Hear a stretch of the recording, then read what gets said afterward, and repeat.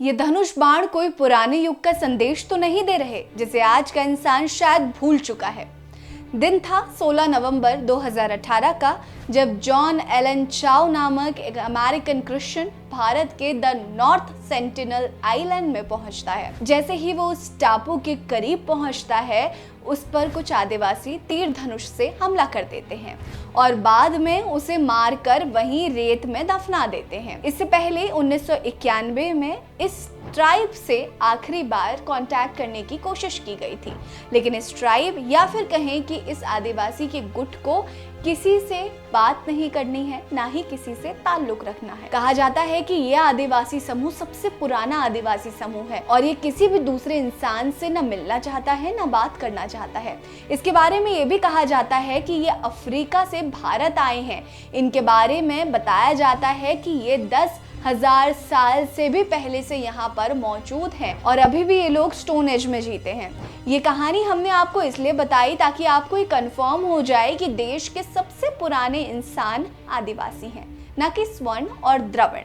नमस्कार, मैं हूँ आपके साथ रीटा और आप देख रहे हैं भीमसेना। अब बात करते हैं आर्यों और द्रविड़ों के उस लड़ाई के बारे में जो ना जाने कितने दशकों से चली आ रही है।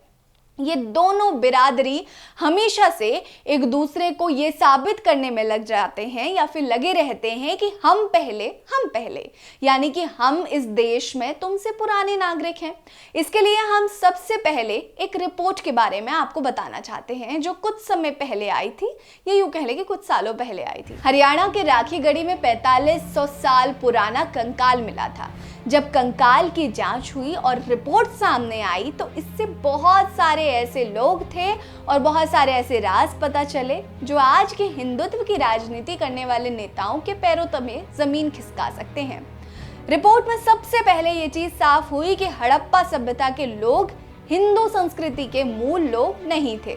दूसरी बात ये सामने आई कि आज के भारतीयों का और हड़प्पा सभ्यता के लोगों का जेनेटिक संबंध है। इस जांच की रिपोर्ट में जो तीसरी बात सामने आई वो आर्यों के लिए थोड़ा सा दुखद हो सकती है। इस रिसर्च की तीसरी बात ये बताती है कि हड़प्पा सभ्यता के लोगों का जेनेटिक संबंध द्रविड़ों और साउथ इंडियन के ज्यादा करीब है आर्यों के कंपैरिजन।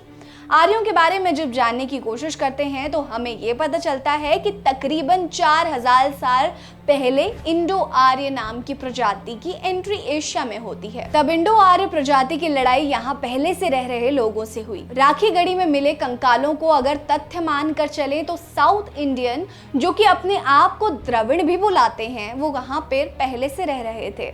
इंडो आर्य और हड़प्पा सभ्यता के लोगों यानी कि द्रविड़ों से लड़ाई हुई और द्रविड़ों को धीरे धीरे साउथ की तरफ धकेल दिया गया।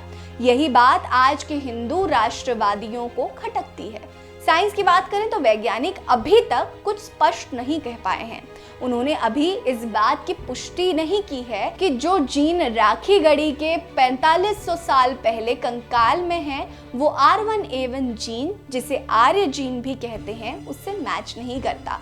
आपको यहाँ पे एक बात और क्लियर कर दें कि आज जो जातियां उत्तर भारत में रहती हैं उनमें से लगभग 17% R1A1 जीन पाई जाती है। इन बातों से आपको ये चीज तो साफ हो गई होगी कि सिंधु घाटी सभ्यता के लोगों ने हिंदू संस्कृति की शुरुआत नहीं की थी और वेद लगभग 1500 ईसा पहले के हैं। तब तक सिंधु घाटी सभ्यता या फिर कह लें कि हड़प्पा सिविलाइजेशन के शहर नष्ट हो चुके थे। आर्य समाज के संस्थापक स्वामी दयानंद सरस्वती का मानना था कि आर्य दुनिया के आरंभ से ही थे और वो भारत में तिब्बत से आए थे। कुछ समाज सेवियों की सुने तो उन्होंने कहा कि पहले आर्यव्रत यानी कि भारत बहुत बड़ा था, इसीलिए आर्य पहले से ही यहाँ दूसरे क्षेत्रों में रहते थे और धीरे धीरे वो फैलने लगे और दूसरी जनजाति भारत के किसी कोने में समेटती चली गई। अगर सभी तथ्यों को देखा जाए तो आपको वैज्ञानिक और इतिहासकार भी इस मुद्दे पर पूरी तरह स्पष्ट नहीं कहते मिलेंगे। जो चीजें पहले से स्पष्ट थी वो भी मुगलों और अंग्रेजों के आने के बाद धुंधली सी हो गई।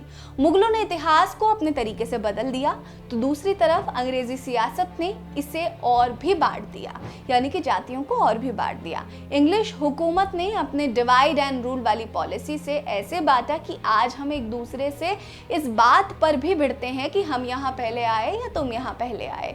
वैज्ञानिक भी पूरे तरीके से इस मुद्दे पर साक्ष्य इकट्ठे नहीं कर पाए हैं। लेकिन इस बात को सीरियसली लेते हुए जल्द से जल्द इस बात की पुष्टि होनी चाहिए और हमारी सभ्यता जो विलुप्त हो चुकी है उसके बारे में सबको जल्द पता लगना चाहिए। हमने आपको अपने मूल निवासी वाले वीडियो में बताया था कि कैसे अंग्रेजों ने हमारे समाज में ये जाति का जहर घोल दिया और हमारे समाज में जातिगत जनगणना के जरिए इस खाई को और गहरा कर दिया और नेताओं ने भी इसे भारत की नियति बना दी।